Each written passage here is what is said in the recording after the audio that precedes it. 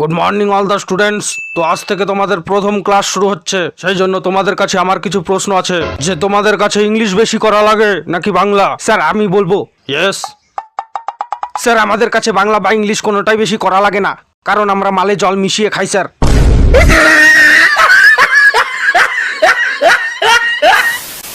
ইয়ে তোর লজ্জা করে না? তুই তোর বইগুলো ভাঙা চোরা বিক্রি করে দিয়ে এখন পরীক্ষার সময় পড়ার জন্য আমার বই নিয়ে টানাটানি করছিস। সারা বছর ফ্রি ফায়ার খেলে পরীক্ষার আগের দিন পড়াশোনা করে কেমন করে পরীক্ষা দিবি রে তুই? সারা বছর যতই পড়াশোনা হোক বা না হোক, আসল পড়াশোনা তো এক্সামের আগের দিনেই হয়। সঠিক বলেছেন, আপনার বুদ্ধি ভালো।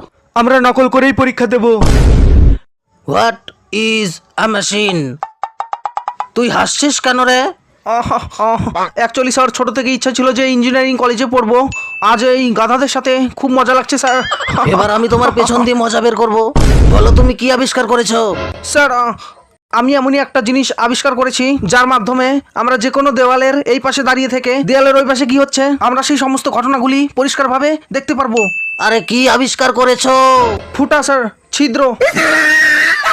এটা কি কোনো একটা আবিষ্কার হলো? টয়লেটের দেওয়ালে ফুটা করেছি স্যার, সেই ফুটা দিয়ে আপনারটাও দেখে ফেলেছিলাম।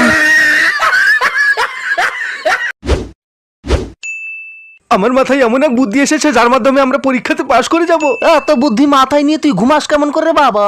বাবু ভাই, আমার কাছে একটা দারুণ প্ল্যান আছে। প্ল্যানটা কি বলতো?